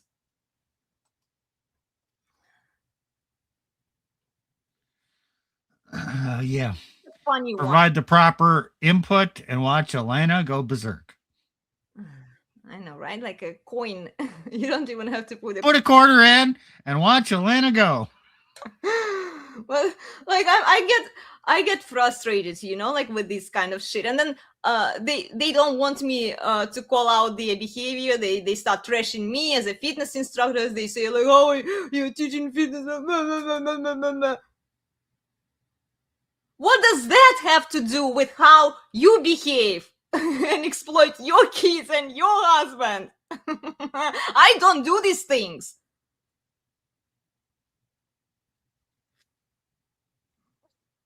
Yeah, Yep. on your shit, ladies. If you behave like a whore, you will be viewed like a whore. You will be called out like a whore. Aren't all women whores? Well, they are, but there are different kinds. Like we've talked about last time. There are, I would say, like there are maybe a slightly higher quality whores who at least don't do too much mess and they listen to their husbands. They are somewhat manageable. Okay. Not great, but like all women are, you know, crazy. But still, you know, there are the ones who are under the supervision of their husbands. They are restrained by their husbands. They're whores for their husband. Okay, good. Yeah, they are whores for their husband. And there are these public whores, public attention-seeking whores. The lowest quality of women you can ever find. Gentlemen, if your woman behaves like that, she belongs to the streets. If you don't restrain her, if you don't put any boundaries on her, she's a wild, feral creature. Yes. They don't contribute anything great or good to society ultimately, but further the disorder and chaos from their own life and household and inject that into society. And perhaps even if they have children, generations down the road.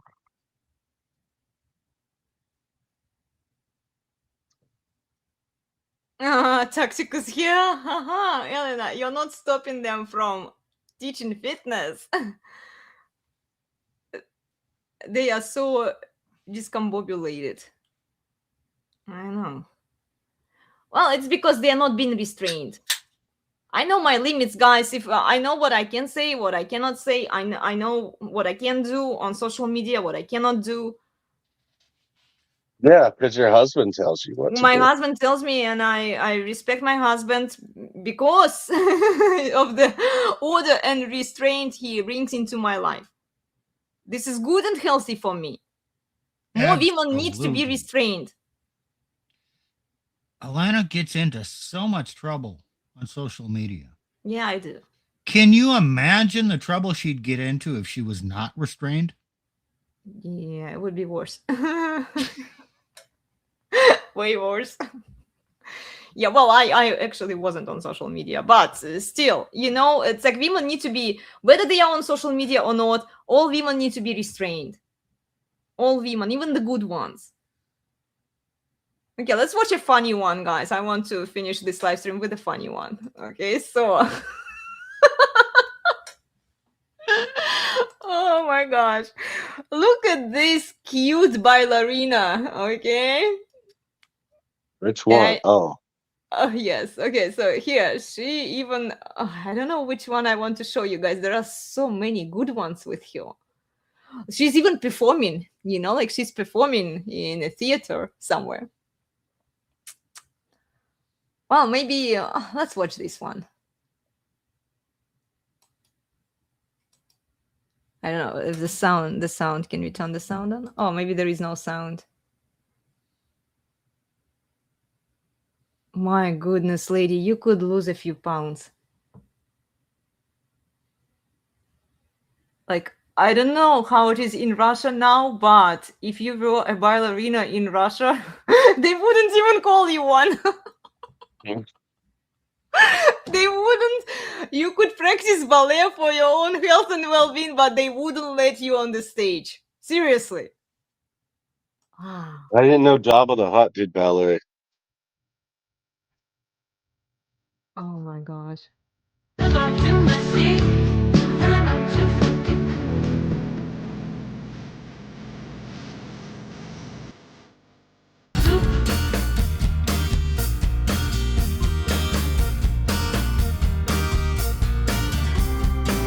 Oh my god. You don't break those toes under that weight. I know, right?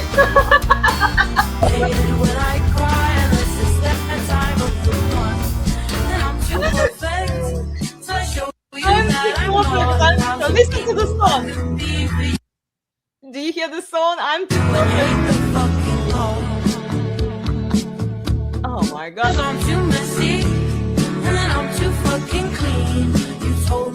She's so full of herself. Yeah, just think of the pounds per square inch on those toes. Yeah. Oi, oi, oi, oi. Like, and the audacity that these women have to put themselves, okay, you know that you have some extra body fat hanging there, okay, fine. But like, why to dress like this? What? Underwear? Whale Arena. Seriously? Whale Arena. Like, look, all of this cellulite. I mean, and whew, and then like people, the comments, the sisterhood is like, oh, your balance is so awesome. You're so beautiful. Oh my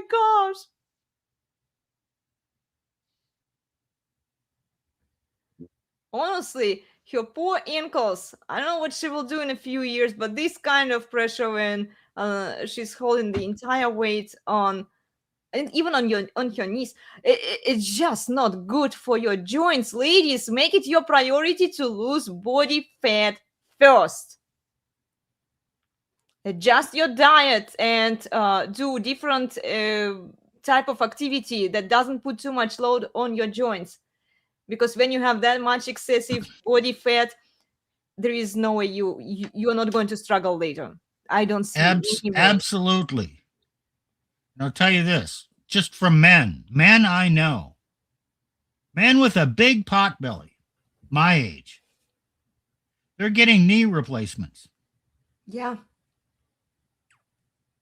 Because they're carrying around probably 40, 50 pounds more than me. And I'm carrying around probably an extra 15 pounds. I could lose 15 to 20 and be fine.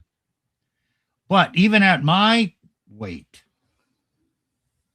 they're at least 40 pounds bigger in their belly, if not more. And damn, it takes a toll on the body. Yeah, it does. It does.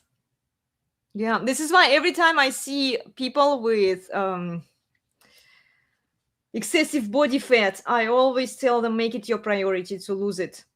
Lose as much as you can within reasonable means, adjusting your diet, eating healthy, exercising regularly, even the type of cardio workout. You have to be very careful how much cardio workout you do at the beginning.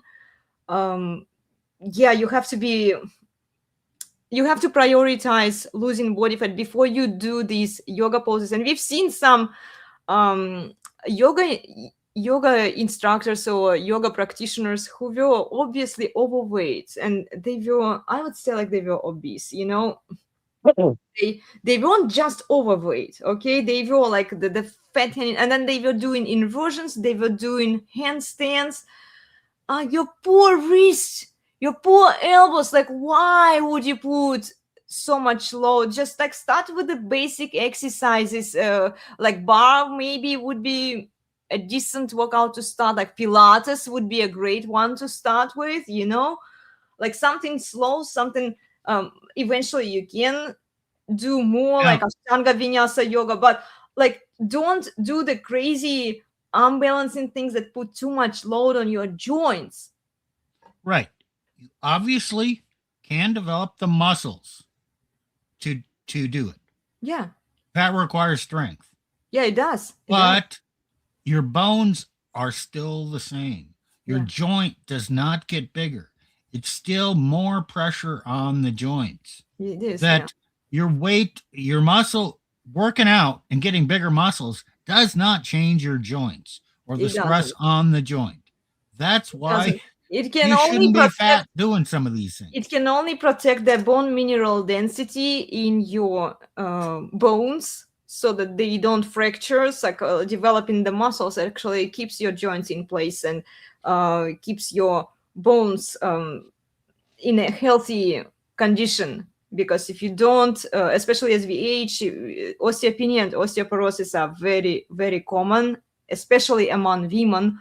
So yeah, you do need to implement some weightlifting training, some resistance training, but it's also watching your diet. It's 75% of what you are eating, what you're putting into your body. If you are eating crappy food, and then like I bet this girl, ballerinas in Russia, it used to be the thing that back when I was taking ballet classes in Russia, we were not allowed to eat certain foods. After a certain period of time, this is why I keep saying to everyone who is trying to lose excessive body fat, stop eating artificial sugars after 5 p.m. This is the golden rule.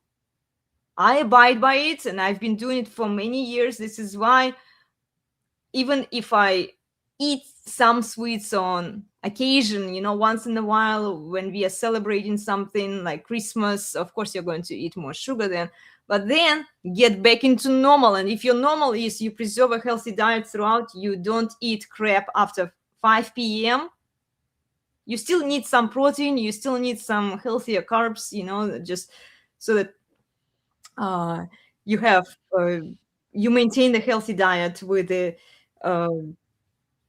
macro and micronutrients. But all of that extra sugar, you don't need it.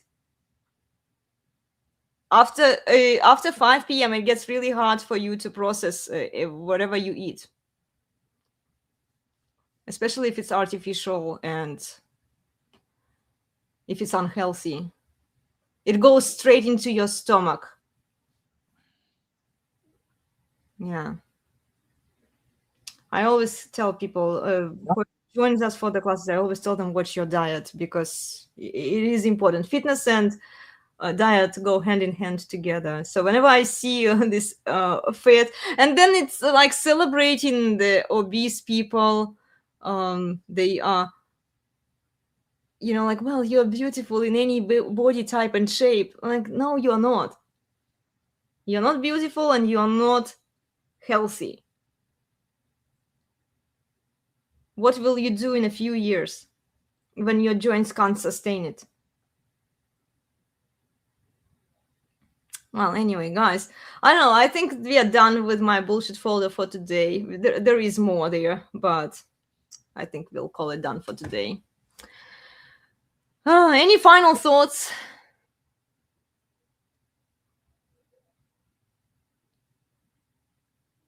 I'm good. Yeah, this is just our modern world.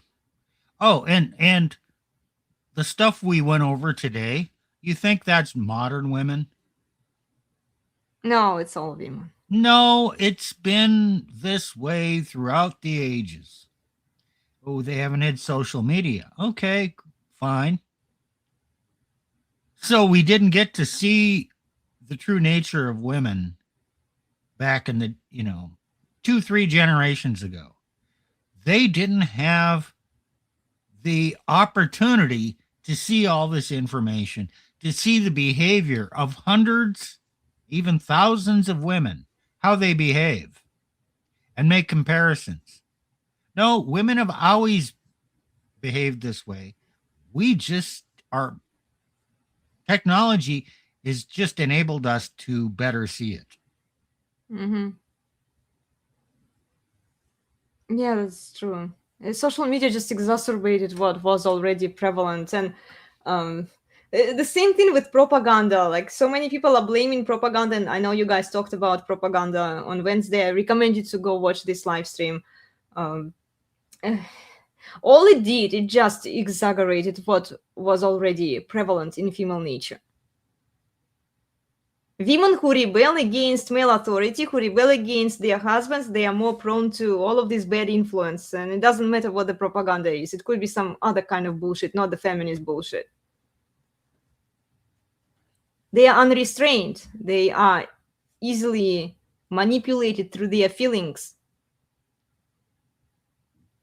Because nobody is restraining them. Nobody is telling them, no, you can't do it. This is not good for you. I know it hurts your feelings. I don't care. I don't care how it hurts your feelings, ladies. If it's not good, it's not good. The feelings you can deal. But the problem is that they don't want to feel bad, and then they don't want to suffer the consequences of their own bad choices that made them feel good at the moment when they were taking those choices. They don't want any accountability for their own decisions.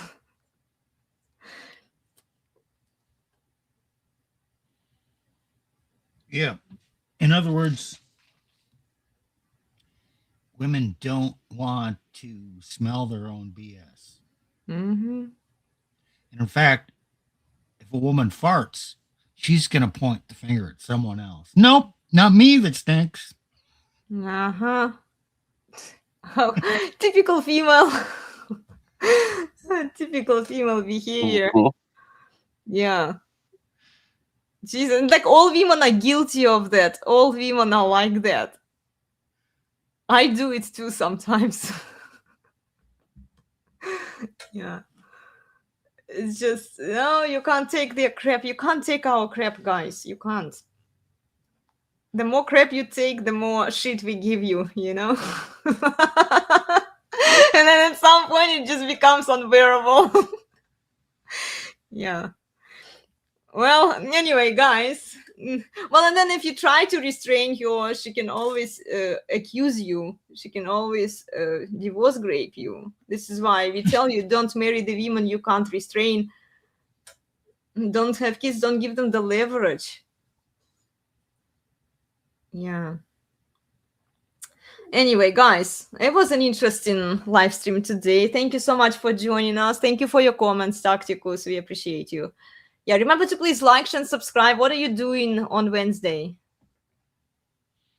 I'm leading the show, but I have not told anybody The what the topic is. Are you keeping it as a surprise? Well, I'm still figuring it out. You're still thinking. Got some ideas. It's a work in progress. Okay. Well, I guess we'll have to see on Wednesday. Yeah, join the Resurgence of Sanity on Wednesday at 5:45 p.m. Pacific. Yeah. Yeah, Tacticus, exciting times. I know, right? Yeah. Well, thank you for being here. We'll see you all next time. You can leave now. I'm going to play my Anita video for you guys. And then, yeah, I'll see you all next time. Take care, everyone. Thanks for joining us today. Bye.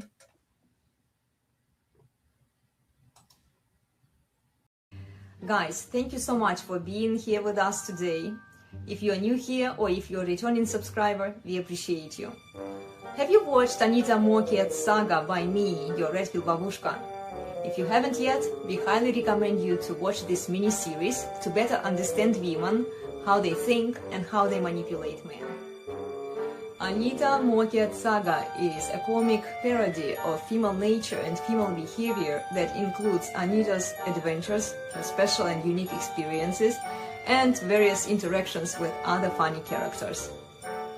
I created Anita to pick on female delusions, entitlement, and promiscuity, and to show the reality of corrupted by women institutions. The first season shows the process of finding yourself through self-worth, self-love, and self-respect meditation retreats and relationship sessions with various female gurus. The second season reveals her godly path to Jesus and her true power over men, femininity. Hi, I'm Anita Mokiat. I used to be on OnlyFans, but not anymore. Not after I found Jesus. I'm a trad wife now. I love Jesus. I'm not a feminist. I want a perfect husband with kids because now I feel that it's my true purpose in life to be a stay-at-home wife and mother. Because I deserve a family. I want to be married to the right man. So join our church and wife me up. I will actually plug Plutarch's wife here. Watch her Anita Moorcat series on just talking about she gives these like acting, she takes on many faces and shows the reality of the church and trying to get men to buy into this traditional tradcon bullshit on wifing up all these fucked up women. There is a large amount of truth in her comedic series that I think men should watch. I hope that you enjoy our videos. Please tell us what you think about them. We appreciate your feedback. Also, please like the videos. It helps us to build more awareness. And share our videos with your friends and those who need to see them. You never know, but you may save a man's life if he is more aware of female nature. You don't have to say anything when you are sharing our videos. You can just copy and paste them and let the chips fall where they may. Please watch our older live streams on both YouTube channels. You might also enjoy Marry Me Red Pill podcast by your Red Pill Babushka, based on the survey for biological men. It's an ongoing survey that you can participate in. Please share it with other men. The more men participate in this survey, the more statistically significant the results are. Please subscribe to our YouTube channels if you enjoy our content and if you'd like to see more content like this. Join us for interesting discussions with the Resurgence of Sanity guys on Saturdays at 9:15 a.m. Pacific on sBarre YouTube channel and on Wednesdays at 5:45 p.m. Pacific on the Resurgence of Sanity YouTube channel. Once again, thank you so much for joining us for interesting discussions. Thank you for your feedback and for your kind support. We appreciate you guys. We are looking forward to seeing you in our other activities as well. Take care everyone and have a wonderful day.